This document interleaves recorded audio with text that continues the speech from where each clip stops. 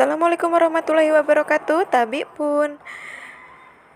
Bagaimana kabarnya anak-anak hari ini? Semoga sehat selalu ya. Kali ini kita sudah masuk di tema 4, berbagai pekerjaan.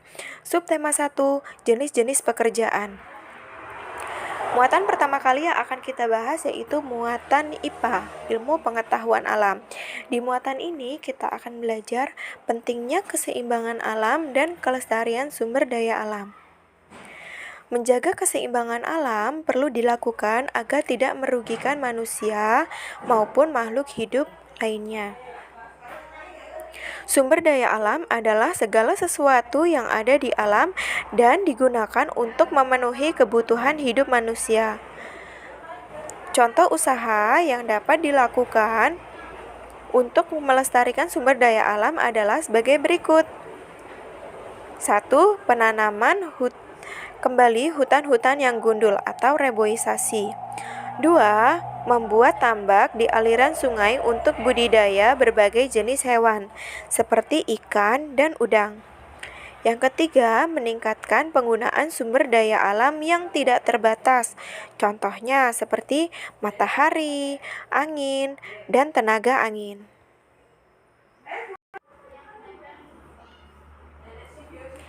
Contohnya untuk menjaga kelestarian alam yaitu kita menanam pohon bakau. Kelestarian pohon bakau dapat menjaga keseimbangan alam di daerah pesisir. Alasannya, pohon bakau berfungsi sebagai habitat makhluk hidup dan menahan gelombang air laut. Apabila tidak ada pohon-pohon di sekitar pinggiran pantai maka akan terjadi abrasi, yaitu gelombang laut yang terus menerjang akan mengikis tebing tanah dan mengikis tanah yang ada di pinggiran pantai. Untuk tugas pentingnya keseimbangan alam dan kelestarian sumber daya alam, silakan anak-anak kerjakan soal berikut. Soal 1-3. Selanjutnya, di muatan IPA kita akan belajar mengenai kegiatan menjaga keseimbangan dan kelestarian sumber daya alam. Sumber daya alam harus dijaga keseimbangan dan kelestariannya. Berikut merupakan contoh aktivitas yang mengakibatkan pencemaran sungai serta kegiatan yang dapat dilakukan untuk melestarikan dan menjaga keseimbangan berbagai sumber daya alam.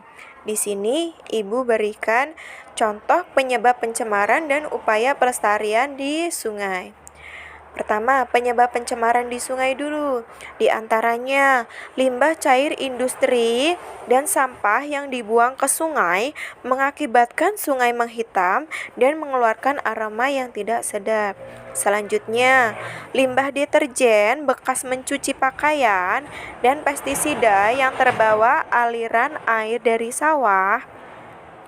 Keduanya, limbah ini dapat mengakibatkan eutrofikasi. Selanjutnya, racun untuk menangkap ikan. Lalu upaya pelestariannya, diantaranya tidak membuang sampah makanan, sampah plastik, limbah deterjen, dan limbah pabrik ke sungai. Lalu, tidak menggunakan bahan peledak atau racun untuk menangkap ikan di sungai. Selanjutnya, melakukan kegiatan pembersihan dan pemeliharaan tumbuhan di sekitar sungai secara berkala. Selanjutnya, penyebab pencemaran dan upaya pelestarian di laut. Penyebab pencemarannya di laut diantaranya limbah dari muara sungai, racun dan bahan peledak yang digunakan untuk menangkap ikan, dan juga tumpahan minyak dari kilang minyak. Lalu upaya pelestariannya adalah tidak mengambil dan merusak terumbu karang, serta melakukan pemeliharaan hewan laut yang dilindungi, dan tidak menggunakan bahan peledak, racun, dan pukat harimau saat menangkap hewan laut. Nah, dari gambar berikut, Coba anak-anak sebutkan upaya pelestarian yang dapat dilakukan jika sungai tercemar seperti gambar berikut. Nah, kita dapat bergotong royong ya dengan warga. Upaya pelestariannya bergotong royong dengan warga membersihkan sungai dengan mengambil botol-botol plastik dan sampah-sampah yang sudah ada yang mencemari sungai. Nah, ini dia penyebab pencemaran yang ada di laut dan upaya pelestariannya. Ingat, sumber daya alam harus dijaga keseimbangannya. Nah, dari gambar ini, coba sebutkan juga upaya pelestarian yang dapat dilakukan jika laut ketumpahan minyak seperti gambar berikut. Nah, pemerintah pun sudah memberikan upaya ya pelestariannya. Di antaranya, pemerintah sudah mengeluarkan larangan untuk tangki-tangki minyak yang dibuang limbah bekas minyaknya ke laut itu sudah dilarang oleh pemerintah, sehingga kalau ada PT atau tangki minyak yang membuang sisa minyaknya ke laut akan diberikan denda. Selanjutnya, anak-anak silakan simak video berikut mengenai eutrofikasi.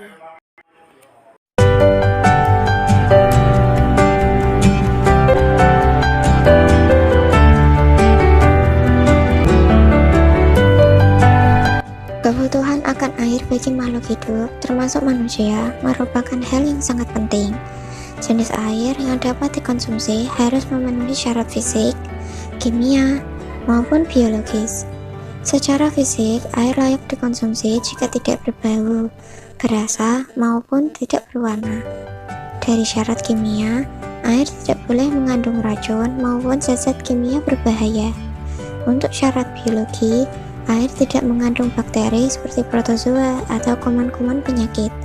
Oleh karena itu, kebersihan dan terbebasnya air dari polutan menjadi hal yang sangat penting. Sayangnya, aktivitas manusia yang dilakukan sebagai upaya memenuhi kebutuhan sehari-hari dapat menjadi pemicu timbulnya pencemaran lingkungan. Salah satu di antaranya adalah pencemaran air. Salah satu akibat dari bentuk pencemaran air adalah eutrofikasi. Eutrofikasi adalah suatu proses di mana suatu tumbuhan tumbuh dengan sangat cepat dibandingkan dengan pertumbuhan yang normal. Eutrofikasi disebabkan oleh pemakaian pupuk di sawah atau ladang dan akhirnya terbawa ke air sehingga nutrisi dari pupuk mempengaruhi ekosistem air tawar yang berada di perairan. Jadi, peristiwa eutrofikasi tersebut disebabkan oleh penggunaan pupuk buatan yang tidak terkendali. Eutrofikasi dimulai dari limbah pupuk pertanian yang masuk ke perairan, ke sungai atau danau. Hal ini meningkatkan jumlah nutrisi atau zat hara di dalam air. Nutrisi itu adalah makanan untuk ganggang. Dengan demikian, jumlah ganggang berkembang dengan pesat dan membentuk lapisan hijau di atas permukaan air. Peristiwa inilah yang disebut eutrofikasi atau blooming alga.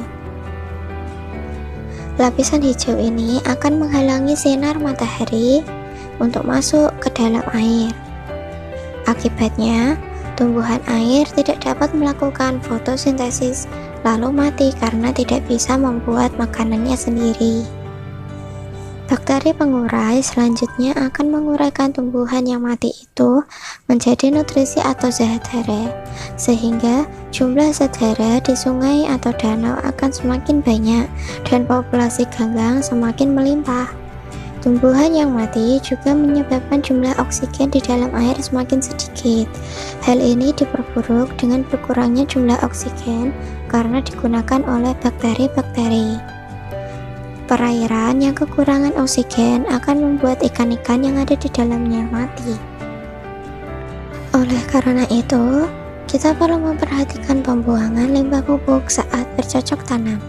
Jangan sampai pupuk yang kita gunakan menjadi penyebab pencemaran air yang ada di lingkungan sekitar kita.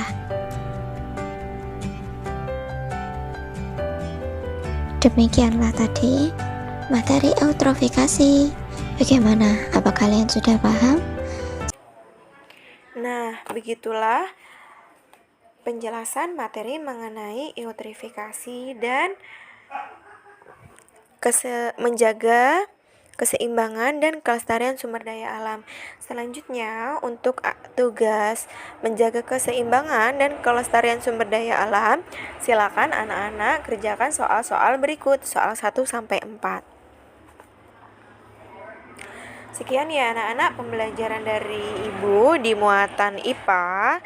Anak-anak jangan lupa berdoa sebelum dan sesudah belajar dan berterima kasih kepada wali kalian yang sudah menemani kalian belajar di rumah. Salam sehat selalu. Wassalamualaikum warahmatullahi wabarakatuh.